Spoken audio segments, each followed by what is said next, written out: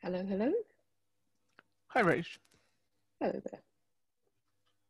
Just getting set up at this end.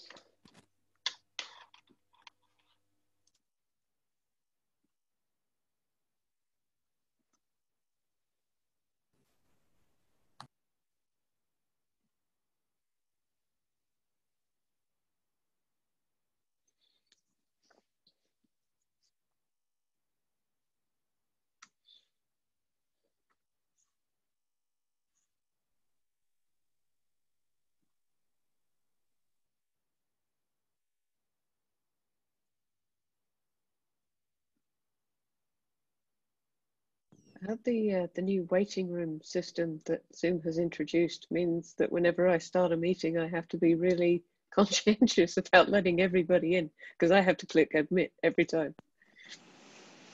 Yes, I've only sent one person a note that said, "Where are you?" And they said, "In the waiting room." Yeah. Yeah. It's like, oh yeah, another button come up.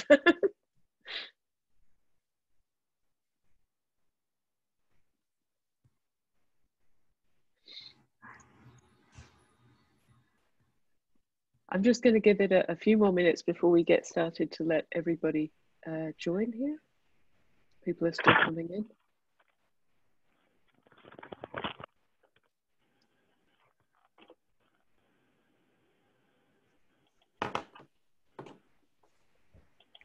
Hi there, Wes. Hello. Ooh, we have our three presenters, so that's always a good start.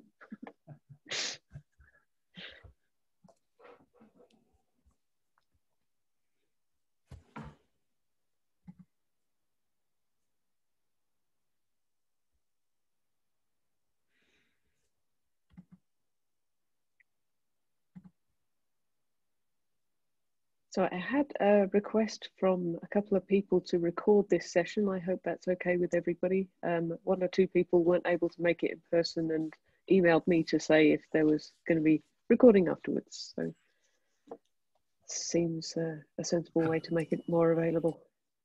And by me. Thanks.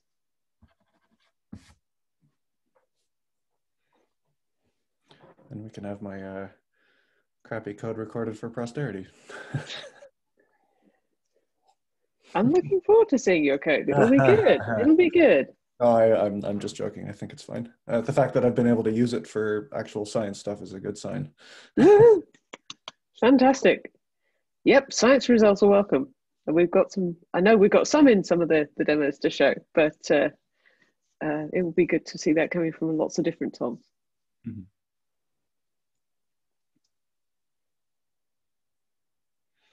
So a few more people coming.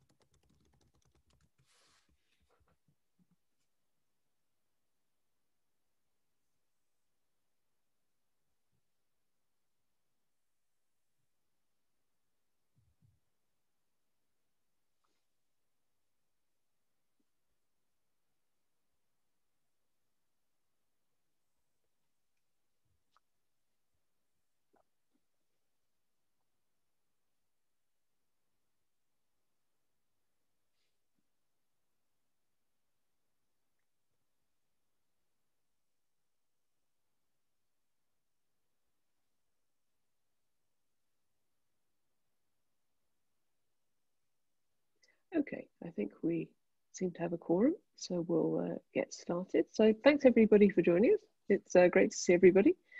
And I'm going to begin by sharing my screen. Oh, Marcus, is having trouble with the audio. Can you hear me? Can somebody indicate that you can hear me? I can hear you fine. Okay, great. So Marcus, hopefully you can resolve the sound issues at your end. Ah, the other Marcus. The other Marcus, yes. Apologies, we have two. Okay, rejoining. There we go. In the meantime, I'm going to allow multiple sharing and share my screen. Okay, hopefully you can all see this. Yes. Great. Okay, so I'm going to start by giving a quick overview of where we are in the project status. Start off with one of the most urgent things to consider. We have, of course, had a lot of disruption this year due to the COVID pandemic, with a lot of observatories shutting down. Thankfully, a lot of them are now opening up, but Chile in particular has been severely affected. So I thought it would be worth giving a quick recap of where the different observatories are at. Starting off with LCO, most of our sites have been operational since spring, but the Chilean observatories were ordered to shut down by regional authorities. So they are now beginning to reopen as Chile is getting the pandemic under control. And we hope to reactivate our site there within roughly 1 or 2 weeks. Oops. Okay, moving on to SOAR, they have restarted operations as of October the 8th, and I've posted an updated list of the AON nights that will be available for programmatic observations at the LCO address. It's also, of course, on SOAR's own website at the NOAA Lab. And lastly, the Gemini North reopened on May 19th, and Gemini South tell us that they expect to reopen by the end of October. So hopefully everybody who was allocated time on the 3 observatories will be able to start full-scale operations soon.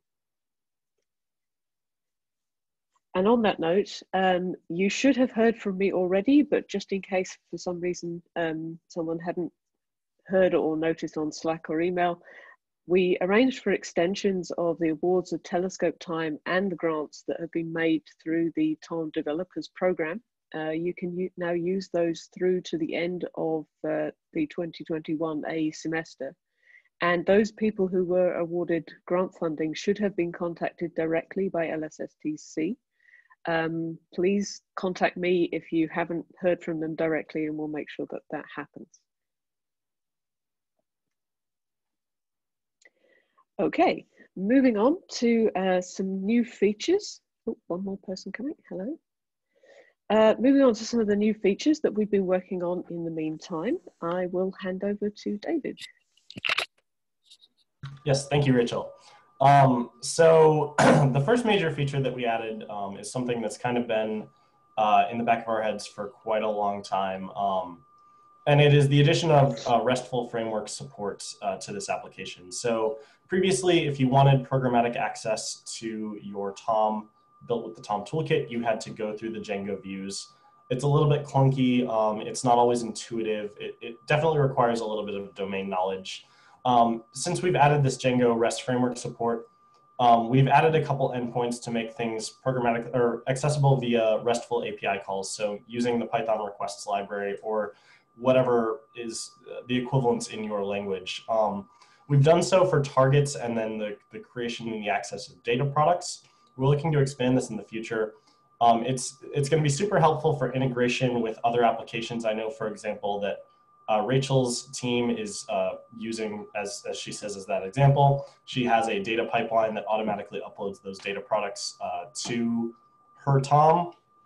We also have an example that I believe either Craig or Jamie will be showing later of using the targets API endpoints to make asynchronous calls to make responsive updates using JavaScript in the front end. So this is really going to open up a lot of options for people, and we're hoping to continue to expand on these endpoints as people request more access.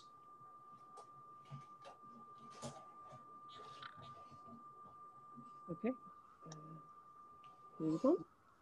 Right. So the next feature, not so much a feature as a bit of an internal project. So the LCO Observatory has a software application called Calibration Noodles, and this is used to schedule the telescope calibrations across the network. It doesn't currently have support for NRES instruments, and it's also a little bit difficult to maintain sometimes.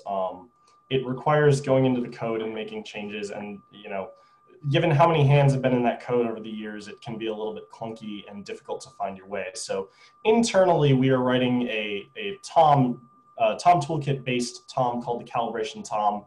we're intending to design this such that our instrument scientists can go in and make their configuration changes through the UI, keep our code a lot cleaner, keep it a lot more maintainable, and just kind of move to a new system that doesn't have a lot of that technical debt. And we're doing so with the TOM Toolkit. So we've started to build that, and in conjunction with that, we've been building some features into the TOM Toolkit that facilitate that calibration TOM.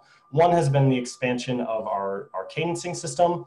The calibration TOM requires some additional cadence it's reactive cadencing to keep track of a couple extra parameters that weren't previously supported. So we've added support for arbitrary parameters in cadences, as well as expanding support for the forms, and implemented that. And so our first iteration of this calibration TOM, built with the base TOM toolkit, has provided support to basically submit a repeating cadence on an NRES instrument, and that cadence will continue to update every 5 days unless data isn't taken, in which case it will try to do so immediately. So it's a big step forward for LCO. It's going to help the development of the TOM toolkit as well, as we find things that that we need to support for the calibration TOM that will feed back in, and other people can benefit from that. So Rachel, if you could continue. So as a request from our Supernova Exchange team, there's a couple extra request forms that they use in their own application. One is photometric sequences, and the other is spectroscopic sequences. In the process of implementing these forms, we did a lot of refactoring around how forms are created and how they're rendered, so it's a little bit more responsive. And then we've also just added these additional forms and fed them back into the community with a little bit more generalized for more general use cases. SNEX has some very specific use cases, but you can now submit more sophisticated observing sequences. The photometric sequence form, in fact, allows you to select 10 different filters with different exposures. And it also provides an example of how to start to implement some more complicated forms. I know that a few people have. I know, for example, Wes Fraser has implemented some more complicated forms, but just provides another example and helps us to provide more options to the community. So this is the photometric sequence form on display. You can see that it's been rendered to look somewhat like how SNEX does it in their own Supernova Exchange. Some of the parameters have been narrowed down to just the items that they care about, and of course, there's this custom multi-field widget that supports all the different filters that we have, rather than just selecting one as you do on the standard imaging form.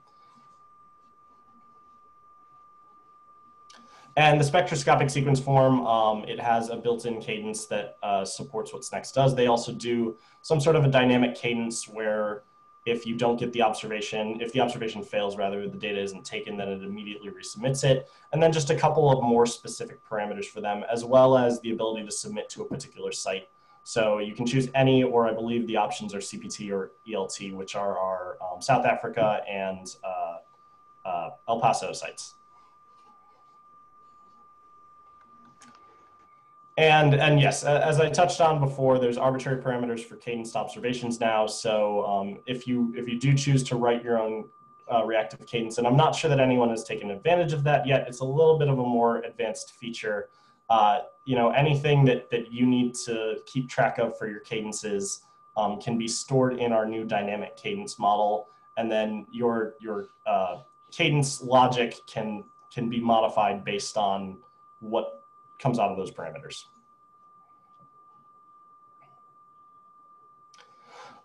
So it's not a huge feature for some, but I know that there have been some complaints about the difficulties of finding certain things in the documentation. They were a little bit programmer focused rather than scientist focused, and so Rachel and I took a good long look at that. Rachel provided a workflow that would make a lot more sense for an astronomer who is going to look for something in a different way than I might. So we did a very big restructuring and added some new documentation. So if you have any questions, obviously you can ping us in the Slack workspace, and we're always happy to help. But you can always you don't think you're going to get an answer right away, you can always go to this documentation. And if you find any shortcomings or you can't find something, then let us know, and we will continue to improve upon this, but we believe that what we've put forward is a big improvement on what was there.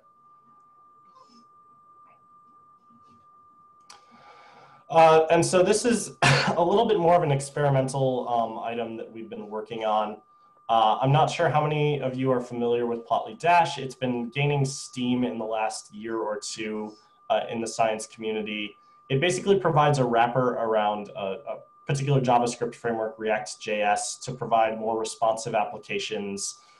Super helpful when we're talking about plotting and a lot of like table filtering. And it's because it's Python wrapper, you're writing Python code, which is incredibly useful. And just to note, one of the design decisions that we made early on with the TOM Toolkit was we chose not to do a responsive design because we wanted people to be able to customize their own interfaces. If we loaded it up with JavaScript, it was going to make it very difficult for people to extend upon the templates that we created, and it was going to really impact how we designed the application and make it a lot less flexible. However, we are aware of the fact that people do like responsive things, and especially if people just want something out of the box that also looks pretty. It's not necessarily a strength of the TOM Toolkit at present, so we're exploring using Plotly Dash as optional interfaces into some of our applications. One that we've been exploring is in the alerts module for the brokers. Right now, it's very much a static application, just HTML with the Django backends. We're looking to introduce this, these Plotly Dash interfaces so that we can get responsive tables. And the one seen here is actually from Rachel. You may want to jump in from her prototype Observatory status application. It inspired by a spreadsheet that I'm sorry, Jamie, your team on the I'm blanking on what it is. The treasure map. It was Treasure inspired map, by the treasure map system. Yes. The treasure map team was maintaining a significant spreadsheet, still is, I believe, of the status of different telescopes in the COVID era. And it inspired Rachel to start to create this application that would keep track of the telescope statuses around the globe. And so the plot that you see here is from her prototype application, and it's the type of thing that we're looking to work into the TOM Toolkit to make things just more responsive and a little bit cleaner. And so on the next slide, there's another example. This isn't in the TOM Toolkit just yet. It's a table that we're working on for the SIMA project. This one in particular allows you to look up, LVC counterpart notices by trigger number and see all of the alerts that have come out of that. It's the type of, we're actually looking at this particular table and putting that in the TOM Toolkit. But these are the types of things that we're prototyping right now just to improve upon our interfaces in the TOM Toolkit. So it's something to look for in the future. And so Rachel, I think those are the majority of them, yeah. Yep. So now seems like a good time to pause for a second and ask if there are any questions on everything that we just talked about. I do have a question about the cadencing stuff. Having dug into the code a bit, it is obviously extremely powerful, which is awesome. But I haven't been able to sort out its functionality, in all honesty. Is there any documentation that shows some actual examples? Has that been sorted out at all? I know the documentation is always the hardest part of any development. Yeah, it's a fair question. We do have documentation that I'm actually trying to pull up as we speak. I believe it's in the interacting with your TOM through code section. I'm sorry, it is absolutely not in that section. I will provide a link in the TOM Toolkit Slack channel and in this chat Thanks. about where that link is. I do understand that it's a little bit opaque. Definitely, if you dive into it and you have questions, ask right away, and we can leverage those to improve that documentation. I can look because we just basically did a practical example of this in that calibration TOM that I referenced. I'm not sure that that's publicly open. I can take a look and we can talk about open sourcing that fully so that you can take a look at how we leverage that as well. Thank you. And then Rachel, it looks like Chensu has a question about the RESTful API. I see that, At yes. present, we yes, we don't have support for submitting an observation request. It's certainly on our list. We prioritized a couple of things that we knew that there were immediate use cases for. The first being kind of making a more responsive target interface, which Jamie's team wanted to do. And the second being the data product upload, because we had a couple of teams that we knew wanted to leverage pipelines to automatically put those data products into their TOM.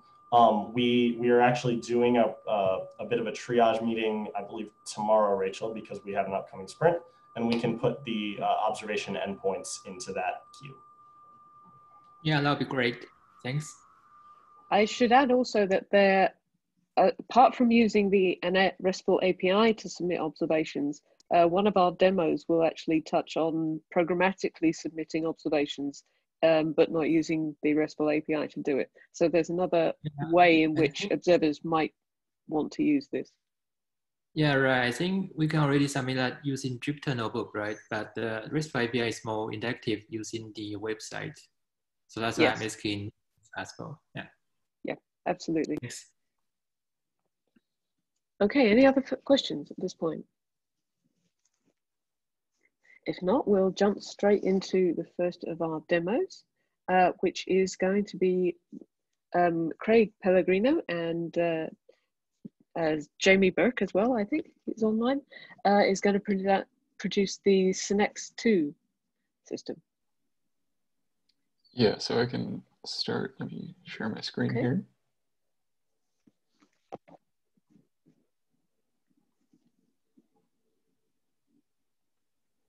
Okay, cool. Is that working? People can see that? We see it. Okay, great. Yeah, so we'll be giving an update on Synex 2. So we haven't talked for a while, so just a reminder, Craig and I are grad students in the Supernova group at LCO. We use the system called the Supernova Exchange, or SNEX. This is like a proto-TOM. It is a TOM, but it was written before the TOM Toolkit existed by a former postdoc. Once he left, it became difficult to maintain, so we're trying to reproduce a lot of its functionality, but then also like its look and feel and user experience in the TOM Toolkit. So a lot of the updates we'll be talking about today were mostly done by Craig and focusing on stuff reproducing the user experience. So here's a quick video walkthrough. Get this full screen. Yeah, so I'm going to give this kind of walkthrough of what things look like now, and then Craig will talk a little bit more about the details of how he got everything working. So this is the homepage for Synex, the original Synex. This is the new homepage for Synex 2, so you might notice it looks pretty similar, obviously by design. If we go up to the targets page there, this is something we've changed considerably from what's out of the box in the TOM Toolkit. So this now provides a list of all your targets by the most recent first, and for each target it lists, or it shows a plot of the photometry and the spectra and the visibility for each one. So this is just so that at a glance you can see which ones you're getting a lot of data on, at a glance which ones are you maybe not getting as much data as you want on. So you can just very quickly see everything you're getting. And then if I reload the page there, you'll notice that it loads in basically instantly, and the plots come in asynchronously using AJAX calls. So that makes it really feel a lot faster since it just loads instantly. So Craig will talk more about how that's all working. I should say this is also synced with our old database. The two databases that the two Synexes use are different. So we'll also talk about how that works. One thing we've added is that search bar up there. So if I search for like 19, I'm gonna search the string 19YZ. That'll take you to a target page where there are multiple targets, since multiple objects contain that substring in them. But if I search for something else that has a unique identifier, like there's only one target that has 20UXZ in there, then it takes you directly to the target page. So that just limits the number of clicks it takes to switch between target pages. And you can see we've also customized how this looks considerably from what's out of the box. At the top there, there's all the like default information, its name, supernova classification, redshift, coordinates at the top.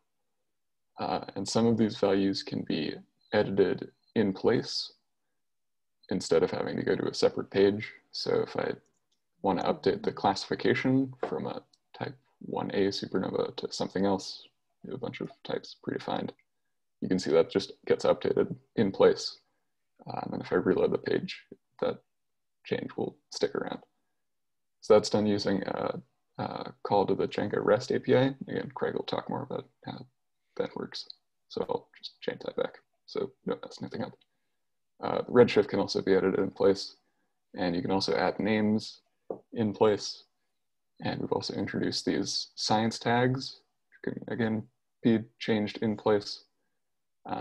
So these are just things like early photometry or cosmology. So you click the boxes and they show up. So this is just so that at a glance, you can go to a target page and like remind yourself what is interesting about this object. Since we follow a lot of objects, it can be hard to remember. Yeah, so you can see I've added those tags there. So some other things about the page, you can see we've moved stuff around quite a bit. The comments and visibility are up at the top there. Then there's the survey view. It's in this nice spiral galaxy. Scroll down to the photometry and the spectra. And then I've also changed the spectra plotting so that they're tagged by date. So you can easily compare the earliest spectrum you have and the latest spectrum you have, and see what all has changed there. So yeah, a lot of these, a lot of this was directly inspired by the design choices made when using SNEX.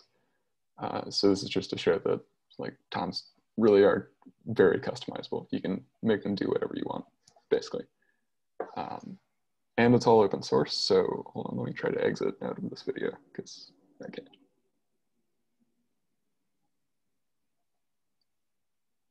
Oops. Sorry, okay.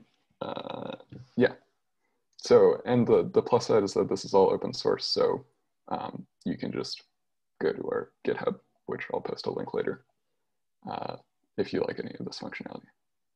Okay, so now Craig is going to walk you through how he actually got all of this working. So I will pass it over to him if I can figure out how to mute myself.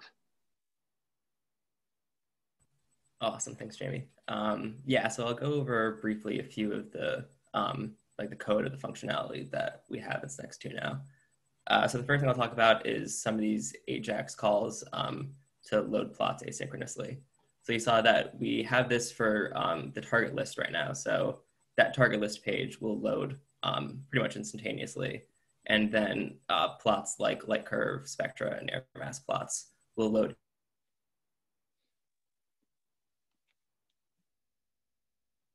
target on that page. So that's really useful if, like us, you have lots of thousands of data points on a page. Because we were finding that to load the page along with all of those plots synchronously would take like 15 or 20 seconds sometimes, which seemed really long. And so we kind of got around this by using AJAX calls to load these plots asynchronously. So on the left here is a little code snippet of the JavaScript that I wrote to do this. As you can see, it's pretty short. It's only like 10 lines or so. Basically what this does is that once the page loads, it sends an AJAX call to this custom view that I wrote, this target list collapse view. And it sends the target ID and the user ID of who's loading the page to see if that user has permissions to see what targets. And the response that this call gets is 3 plots that are generated by Plotly in this view. So there's a light curve plot, a spectra plot, and an air mass plot. And so Jamie, if you go to the next slide, what we do is that when this page loads, for each target, we have these 3 divs that correspond to the light curve, the spectra, and the air mass plots. But when the page loads at first, they're empty. Then when the page loads and this AJAX call gets returned, we set the inner HTML of those divs to be the plot that's generated by Plotly in the view. So that's why you see the page loads instantaneously with note plots, and then sort of one by one the plots load. And so this has worked for us. Like I said, this is on the target list page right now. In the future, we also want to get it on the individual targets page so that those plots will load fast and that page will load pretty much instantaneously also. So if you go to the next slide, another example of using AJAX, this time with the REST API, is to do that target extra updating. So like David was talking about earlier, the REST API allows us to modify target extra information. And in SNEX2, we're doing this from the target page. So like Jamie was talking about, there are fields to update target names, target classifications, and target redshifts. And so we're doing all of this through the REST API.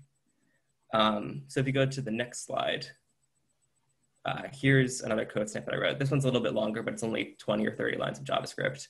Basically, the idea, this code snippet is for editing Redshift, but it's pretty much the same for editing the names or the classification. The idea basically is to get the user input from the div in the HTML, and then in another AJAX call, this time it's calling the URL corresponding to the REST API for this target. It'll send the updated information, the new Redshift in this case, along with things like the target ID, so it knows what target to update, and the ID of the Redshift row in the target extras table, so it knows which Redshift to update. It'll send that as a patch request to the API URL, and then when you reload the page, you see that those changes have been updated. So this was a pretty quick example for the Redshift. It's a little bit more complicated for the classification just because you have to deal with like having to drop down and selecting which option you want from the drop down, but it's pretty much the same. And like Jamie said, if you go to the GitHub that we'll post later, you can see all of this code if you have questions about it. Okay, so to the next slide. The last thing I want to talk about is syncing between the databases. So as you might have seen on the target list page, we have something like 4,000 targets in SNEX2 now. And all of those targets have a handful of photometry data points and Redshift data points, as well as things like extra names, Redshift, classifications, all that. So all of this lived in our SNEX1 database at first. And so on the left of this sort of diagram here is a little sort of example diagram of a table that we have in this old SNEX database called the PHOT LCO table, where we store our photometry values. And you can see sort of right off the bat that that table is pretty rigid. It has set columns for things like the date, the time, magnitude filter, and the error in that magnitude, as well as a bunch of other things. And then on the right is the similar data, or the similar table in the new TOM database, the reduced datum table. And that table structure is much more flexible. You have timestamp, but you also have this value JSON object that can store sort of out of the box a magnitude, a filter, and an error. But that could be much more flexible. So sort of one big challenge for us was getting all of the data from SNEX1 into SNEX2. And so I kind of diagrammed how that works in this specific example. You can see that the structure is kind of similar, so we could sort of copy over that data without sort of losing too much information between the two databases. The other challenge is keeping those databases in sync, because right now our photometry pipeline is only writing to SNEX1 and not to SNEX2. And we're primarily still using SNEX1 as we transition into SNEX2. So keeping those in sync requires a cron job that's run about every 10 minutes. And it looks at the new values for photometry, for spectra, and for targets that are written into the SNEX1 database and copies that information into the structure of SNEX2. And I think that code is also on our GitHub if you want to look at that. If you go to the next slide. In the future, though, we can use this flexible database structure in SNEX2 to record a lot more values that we have trouble recording in SNEX1. So things that we care about, like the telescope used to observe, to get this data point, like a photometry data point, for example, if that photometry data point has background subtraction performed on it or not, et cetera, is stored in a pretty rigid structure in SNEX1. And it doesn't really allow things like different versions. So we can't really store different versions of the same photometry, such as like different reductions using different reduction algorithms in our SNEX1 database. But using the flexible JSON object, how that value is stored in the SNEX2 database, we can write things like the telescope used to observe to get this data point, if it's background subtracted or not, and everything else into that value. And so in the future, what I'm going to be working on is writing that information into SNEX2 and allowing users to upload their own data products by selecting those values, and so that we can plot things like light curves for LCO data versus for Swift data, light curves for unsubtracted photometry versus subtracted photometry, et cetera. And so that's sort of the next thing that we want to do to take advantage of SNEX2's functionality.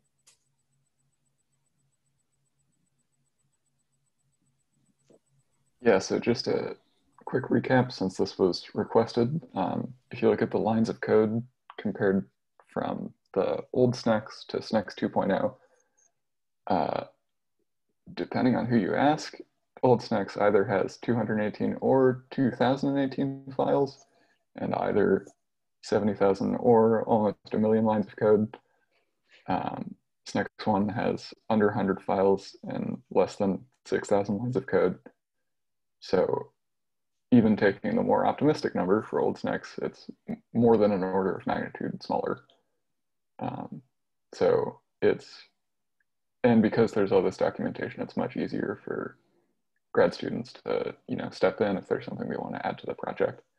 They can definitely do that. And so here's the GitHub repo down here. So if there's anything you've liked today, feel free to go there and copy the work that we've done. That's what it's there for.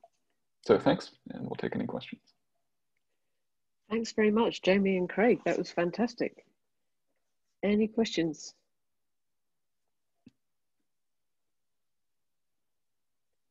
I can kick off. I'm curious that you chose to use Ajax. What made you choose that specifically? Honestly, it's because I'm very new to JavaScript. I knew pretty much nothing about it, and the first documentation that I read was about Ajax, and it seemed pretty easy, I guess, to me to use, pretty straightforward at least. Okay. And so I kind of stuck with it. But if there's an easier, or if other people have suggestions of things to use, I'd be happy to hear that too.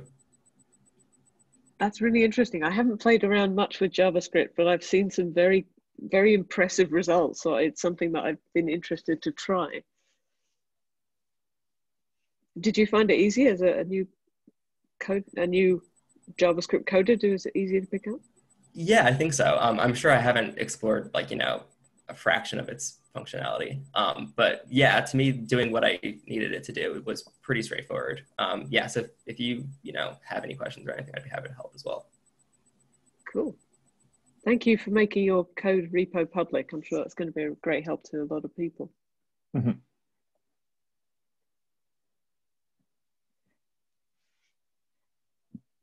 So in the interest of time, I'm going to suggest that we move on to our next speaker. We have 2 more demos to do. So Etienne Bachelet will talk about the Microlensing Online platform.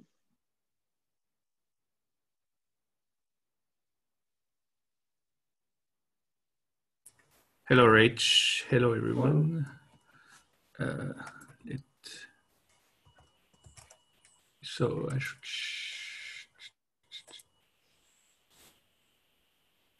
Is that everyone sees that good? We see it. Okay. So yeah, today I'm gonna describe the Microlensing Observatory platform, which is a TOM we developed for the microlensing science here at LCO. And to give some context, I will recap quickly what is microlensing and why a TOM is ideal for this science. So microlensing is just a classical gravitational lensing phenomena that occur when a lens crosses a line of sight between the Earth and a more distant source. But we speak about microlensing because the lenses are generally up to few solar mass. So in fact, the angular deviation of the light is order of milliarc-seconds. So contrary to a strong gravitational lensing of galaxies, in microlensing, we don't have the resolving power to resolve the images. So instead of seeing several images of the source, what we see is only the magnification of the source flux. And one property which is fundamental for our science is that the duration of this brightening is proportional to the square root of the mass of the lens. So the longer you're gonna have an event, the higher mass the lens is probably. So based on this, we actually can do several science topics, and in particular, one of them is planetary microlensing. So if by any chance you have a planet orbiting the lensing star, then the planet itself gonna act as a small lens and gonna produce a small deviation in the magnification. So this is what we call planetary anomaly, and the duration of this planetary anomaly is typical of a few hours to few days. And therefore, it's very important to have dense coverage of this light curve, because if you miss this anomaly, that means you miss the planet. So you really need to have reactive follow-up of microlensing event to try to catch this kind of anomaly. And on the other side of the mass spectra, microlensing is also sensitive to what we call intermediate mass black hole. Like you have one candidate example here, and you see that the variation of the light curve is actually due to the orbit of the Earth around the Sun that produces this kind of shape.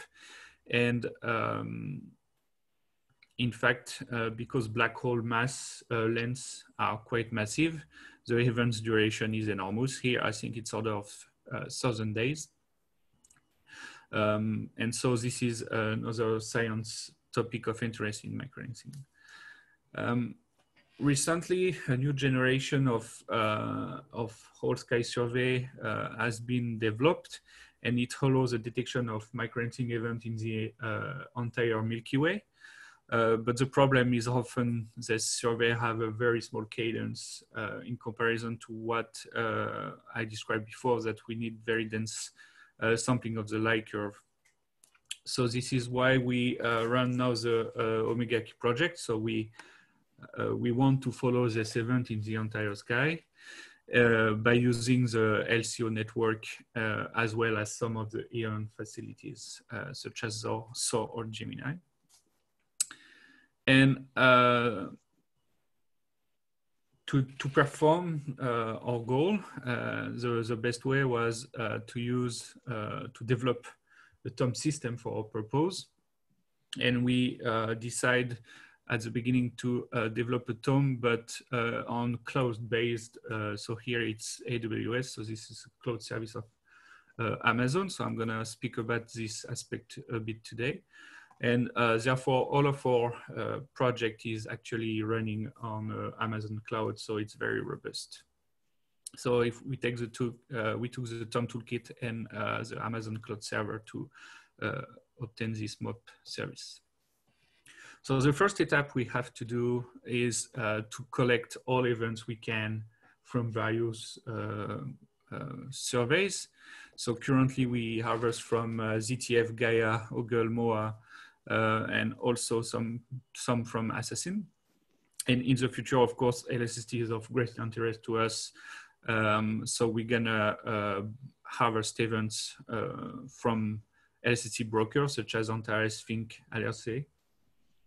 And this is under construction, but today I'm gonna speak quickly about how we harvest from Ogle as an example. So you see in orange, this is the website of where you can find the code if it's of interest for you. So how Ogle work, it's a bit, how can I say, old school way. It's a web page that you need to parse. And so I developed this code to do that and to download photometry for all of these events. So everything is done automatically by this Django command, harvest Ogle. And we developed several tools to do for other surveys. So sorry. So when it's done, so here it's not Hoggle, but it's for Gaia. This is how it looks like. So the event is collected and then stored in the TOM Toolkit, a page that you are, I'm sure, familiar with. But the second step for us, which is very important, it's because microlensing is transient, we need to know which events are ongoing and which one are useful to follow. The one was the most sensitive to our science. Therefore, we need to fit all events and update the feeds at regular cadence as soon as new data come, from example. So to do so, we developed a package at LCO called PyLima. So it's a Python script that you can pip install. And as you can see here, we developed for the TOM our own feed tools toolbox that simply import this Python script and make the feed for you. And in complement to this, we develop several Django command line. So here I take this example fit event PSPL, which fit only one given event given as parameter. And actually this command line can also be called on the event page itself. I had this fit target button. It's very straightforward to do in TOM Toolkit. So you can modify the target data.html to do this kind of operation. And this button just calls the command line on this specific event and do the fit for you. And of course, the fit can be done automatically and in massive parallel. And here we take a big advantage of the resources available on Amazon cluster, because Kubernetes and Amazon is very flexible. If at any given time you need 100 CPU for an hour, you can easily do that. Kubernetes will manage that for you. And then after your hour, you just need one CPU back, then Kubernetes will close all of the CPU requests for you. So here, again, I give the address to the code that can perform this. And using this technology, we are able to fit all of our events on an hourly basis. At the end, the fit update what we call in microlensing the Paczynski parameters. And these parameters are ultimately used to rank our event called tap priority here. And you can see that in this given event, Gaia 20 bar, the priority now is pretty low because the event more or less came back to the baseline. So again, we make script using this algorithm detailed in Dominic Ental and Udall Marketal. And these codes are run on cron jobs every hours to assess all event in real time if they need extra observation or not. So when this run tap is done, then we develop some script that submit observation automatically to the LCO network. And again, this is done fully automatically. And we also recently implement Aeon observation through Gemini and so, but this is only manual currently. And the results is the event I was describing, in fact, show an anomaly on the peak that LCO photometry catch very well. And this event is probably a binary lens due to a second body at the boundary between brown dwarf and planet. So this is an event of interest. To conclude, I will give some pros and cons.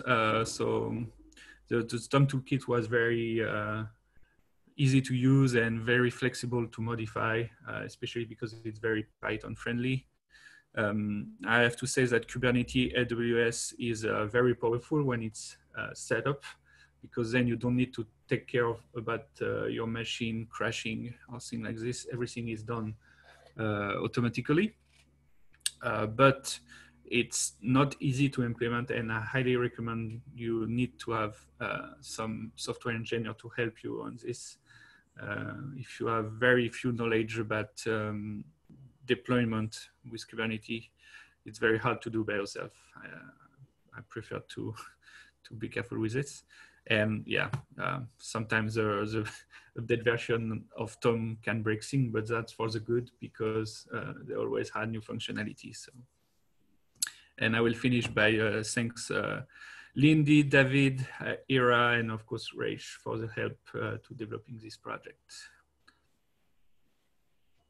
Thanks very much, Etienne. That's super impressive. Any questions for Etienne? Yeah, I actually have one. The link to AWS is actually quite impressive. I never would have thought of doing something like that. Given that I know basically nothing about how that actually works, I'm wondering if you would be able to, if it wouldn't be too hard to link up to a system distributed by Slurm or Condor, because there are a number of academic institutions like CADC, UVic, but a whole bunch of universities that have their own clusters that are distributed through those pretty common systems. And I know you can access AWS through a Condor or Slurm as well. And so it seems like it would be very useful for those of us who don't want to pay or don't have the ability to pay for AWS access to distribute locally if possible. So as I said previously, I'm really not an expert on this, but I will try to introduce an answer. I believe as long as your system is manageable by Kubernetes, can be adapted to whatever platform. Like for example, here we use Amazon Cloud, but I know there is some other Tom projects that use one of his concurrent. I always forget the name. Rach can help me on this. Heroku, I think, is some of the Heroku, for example. Yes, there are different platforms to deployment.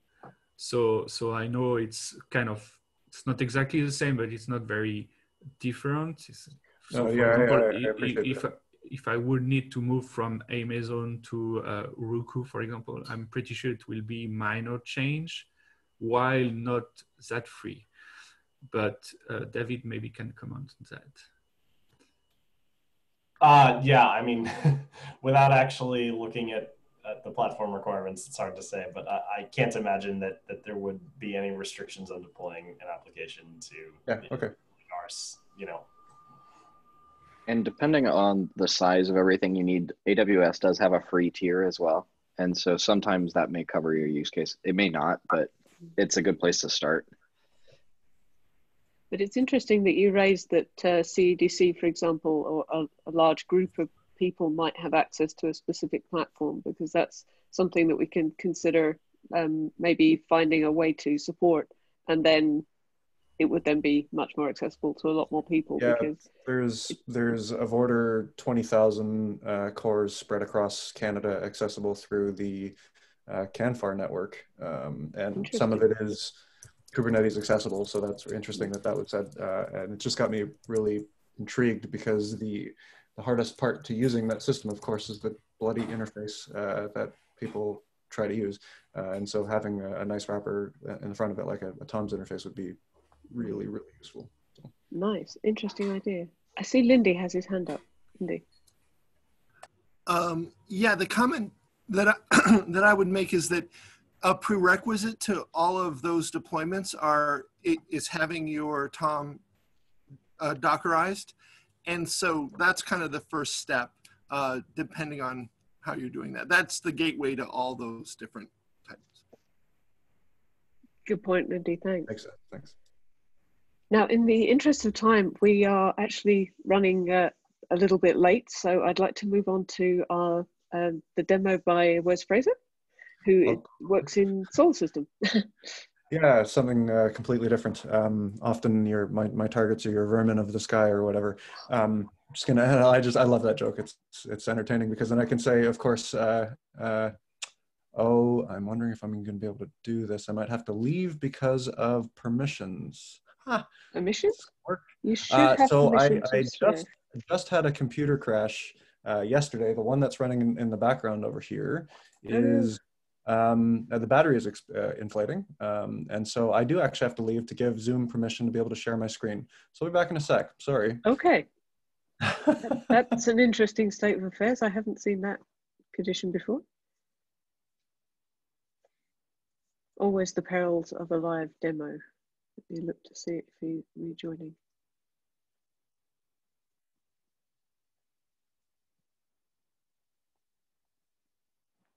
There we go.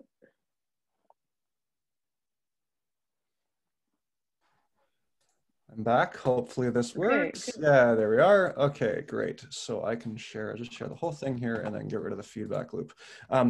All right, so I deal with solar system moving bodies, and the use case that is almost never covered by any telescope or telescope system is the scenario where you know there is a moving body and you have an approximate location for it, but because the ephemeris is, or the arc, known arc of the object across the sky isn't good enough, the orbit is unknown and the ephemeris is unknown.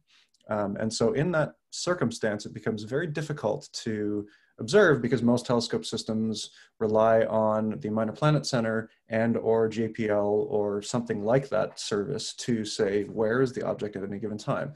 And this works very well for, you know, the 500,000 known moving objects, say, for example, Pluto, where the ephemeris has been tracked or the object has been tracked for, 50 years. We know exactly where it's going to be at any given time. But you can't just say, hey, Minor Planet Center, here's 2 weeks worth of observations for an object. Where do you think it's going to be next week? Because there is inherent degeneracy in the orbits. And so if you happen to be observing at exactly opposition, it's very easy to tell just from the simple rate of motion if you're looking at an object in the asteroid belt or in the Kuiper belt, per se. But if you're looking at 30 degrees off of opposition, suddenly they all have exactly the same rate of motion and you can no longer tell. And so it requires a personal prior to inform what orbit you would then draw through that. And as you can imagine, that in itself is a very fraught technique. And so the simplest thing to do is to project forward with a little bit of information about orbital curvature and your location on the Earth. And so that's the use case. Unfortunately, the Minor Planet Center doesn't like to provide that sort of service because they're interested in logging and tracking, not finding. That they leave that to the job of the astronomer. And so I can't, for instance, go to Gemini and say, this is my object, and input an ephemeris that automatically allows Gemini's ephemeris or telescope tracking system to then move with just the click of a button. Instead, what's required there is to provide a text file that the user then has to open and type in the coordinates manually and hope they got that right. And so when I saw the TOM system, there's an opportunity to automate a number of those aspects. Since those of you, most of you aren't moving object people, this is what you can see this, correct? My yes, TOM here? Yes, right. So here's Pluto. And here are all the parameters that are required to define Pluto's ephemeris or trajectory. And of course, these are very well known. But what I've done is to create a new scheme, a new object, a sub-scheme of the ephemeris or of the non-sidereal type that allows the user to provide an ephemeris by hand. And so here is all you get from something like that. Of course, we don't know, pretending the AZ84 here happens to be a very well-known object, but I'm just using it as an example.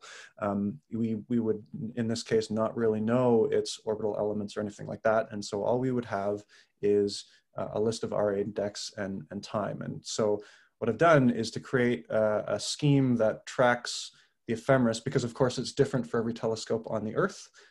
If you happen to have that sort of information at hand.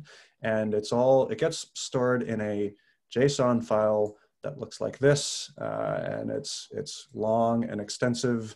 It really depends on how much information you want to put in there. The nice thing about the TOMS interface is, of course, you can then just go in and update this by hand if you happen to know a bit more information after you've created it. I added that comment to make sure people don't just work up their observations. But the idea is really simple. Go back to targets here. I've added a new target creation device. And so all I do here is select a pre-generated ephemeris file, and I'll just do this for the sake of actually demonstrating that it works, and it will create a new object here with all the information that we would actually know about it. To give an idea of what that actually looks like, I've adopted the standard JPL ephemeris output format. And so what I've actually done is written a script to draw down an ephemeris of a known object for testing purposes, and that's what you see here. But really the important lines are target body name and center, because of course the ephemeris for Mauna Kea will be different than it would be for, say, anywhere in Chile for that matter, and then a table of entries for time, RA, DEC, and uncertainty. And so this is actually one of the nice things about this interface is it actually provides an access to ephemeris uncertainty, which is not really provided by the current ephemeris scheme for LCOGT. Okay, and so I would actually show you that I can generate observations for it. Unfortunately, the API has changed enough between a month ago when I used it and now that this part no longer works, and I've got to go in and figure out what variable I'm passing that is no longer the right format. But I've added a couple of things here that are important. Actually, probably really the only one is the interval. This is the user has to use their brain a little bit in terms of generating these observations, because unlike a true moving or a JPL provided moving object ephemeris, these aren't set in the system with orbital elements. And so the LCO backend, normally when scheduling an observation for a moving body, would look up the orbital elements, calculate its position, and then go there. Well, we can't do that here because we don't know the elements, and there's no real way to schedule that in advance. And so this interval determines how often a sidereal observation needs to be scheduled to track the object in question and provide the timing windows accordingly so that only any one appropriate one is scheduled. And so I've successfully done this with Ceres as a test case. I just kind of bodged together an uncertain ephemeris and have been able to take a bunch of observations from various places. The other thing that I've also included is the ability to schedule for individual sites, because of course, you know, the ephemeris, especially for people that are tracking, say, near-Earth asteroids, the ephemeris can be off by arc minutes between one site and, you know, north hemisphere and southern hemisphere of the Earth, for instance. And so this is actually quite important to be able to have that. Also, you might not actually have an ephemeris that you trust beyond the location that you're tracking the object from, and so the ability to schedule for a specific place is quite important for us. The proof in the pudding for this is actually for the New Horizons extended program. So we, 40 of us or so, have been running a very extensive search program on Subaru. I think we've observed about 16 nights in the last semester to try and find new Kuiper Belt objects that are observable by the New Horizons spacecraft as it flies through the Kuiper Belt, because there's various scientific benefits for that. And I used the science time that we got through this program on Gemini North to observe the field for one of the objects. The size of the window here is about the size of the ephemeris uncertainty as of a couple of months ago when we took these data. X marks the spot where we think it would be. Unfortunately, the object has obviously got quite a light curve to it, and so it's flux low. We haven't been able to find it in these particular images, but because it has such a huge light curve, we've scrambled to schedule some HST observations to go the magnitude deeper that we would need to guarantee we'll find it, because it is now basically our highest priority target for the New Horizons mission. And so this was scheduled through my ephemeris scheme and the Gemini API that Brian Miller pulled together, which was great. Like, it really is amazing to be able to just go click and send off an observation.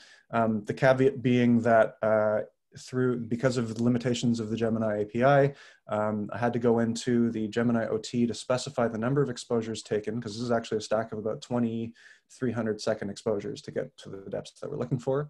And unfortunately, the ephemeris is still recorded in the Gemini system as a note to the observer. And as it turns out, a table of 300 or 400 lines of ephemeris is too big. So you have to update that by hand at the moment as well.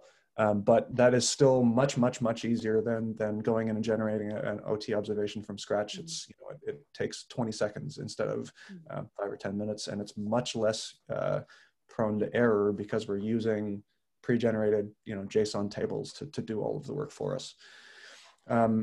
I was going to show you an adjustment to the Aladdin interface that normally sits right here, but unfortunately the person that's been working on this, that works at Destin Jenkins, that works for the CADC, has been pulled aside for an emergency set of work to the CADC's storage system, which is about 70 terabytes away from being full of its 2 petabyte system. So they're dealing with a real fire at the moment, and he can't be here, and it's in his code base, not mine. So I'm apologizing for this. But the idea is, the reason why the Aladdin interface is not shown here is because, of course, the object moves. And so for planning purposes, I wanted to just add a slider and an ability to type in a date and a time so it can plunk along to the spot in question for the target. Because as it turns out, bright stars are hard to deal with. And then finally, the thing that I was talking to you guys earlier about the cadence stuff is tiling. So imagine a scenario where your ephemeris is more uncertain than the uncertainty is larger than the field of view of the telescope and that you're using. Right now, I've just got the tiler in a manual sort of testing interface because I haven't figured out how to write this in a cadence system. But there's, so imagine your uncertainty in your RA is 1500 arc seconds and your declination is 300 arc seconds, which is about the values of that previous object I was showing. And say that you wanted to take observations tomorrow just for the fun of it. This system will generate a tiling pattern here. There we are. Oops, sorry. That shows you the ellipse as well as the tiling. And so there are a few useful parameters here. You'll note that the ellipse is not fully overlapped here. And that's because what I've done is to say if the field of view is not actually filling up, or if the point you've chosen is not at least 50% useful in this particular example, then I'm going to eliminate that from consideration. I've also got a field overlap parameter, which is just a linear percentage as well, so it allows you to monkey around with this. And then finally, I use MC Hammer, the EMCE package that we all have grown to love, to shimmy these points around to try and maximize the coverage within parameters if you want to include that, but it's the slowest part of the whole thing. So for this demonstration, I haven't included it. But having this ability for any telescope would be the first time I've ever seen it anywhere, and it would be extremely useful. So this is sort of the last main piece of my TOM's development to get that to work in the LCO cadence system, because it would be super useful. Anyway. That's the demonstration from the solar system side. Fantastic, thank you very much. And this, I totally agree, this would be an awesome thing to include. And I think we'd love to include that functionality in the toolkit. So have you got any plans for pushing it upstream? Yeah, so we're, so the CADC has dropped the rigid development anvil on my head when they said, okay, we're going to work with you on this, but you're going to do it right. And so that involves unit testing and all of the rest of it. So we have unit tests that confirm all of the pieces that I've shown here work.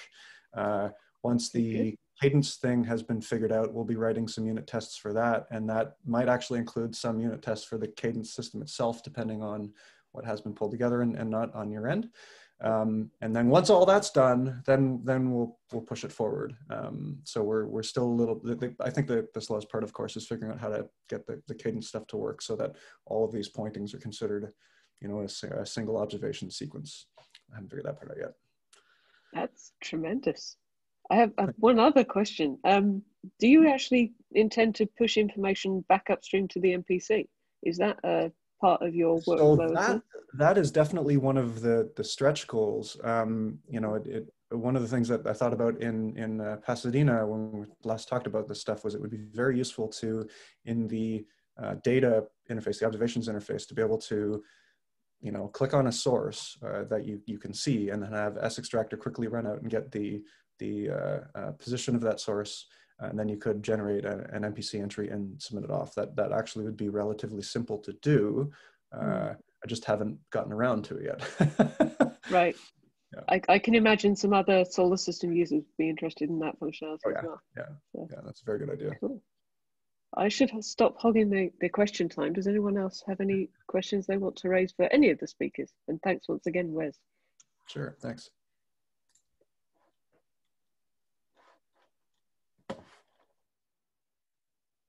I am conscious that we have run over time, so thanks everybody very much for staying. I did want to end with just by wrapping up and saying, don't hesitate for any of the teams to reach out to our development team if you have any questions. Slack is a great way to reach us, but you're welcome to email us as well. We're happy to work with teams if there is particular functionality you want to implement and aren't quite sure how to go about it, then we're very happy to work with you. And yeah, as I say, reach out on Slack anytime. I just want to say big thanks, especially to David and Rachel. You both have been awesome in jumping on Slack and answering all of my silly, stupid questions and dealing with all my crap. Thanks a lot. Well, very happy to help. Thanks, Wes. It's a very impressive demo, so we really appreciate it. And really also Etienne and Jamie and Craig. Yep. Thank you all three very much, and really appreciate the time you've put into developing these TOMs. It's very exciting. So, and I think with that, it's time that I let you all go. And thanks everybody for joining. See you next time. Thanks. Thank you very much. Bye. Thank you very much. Bye. Thank you.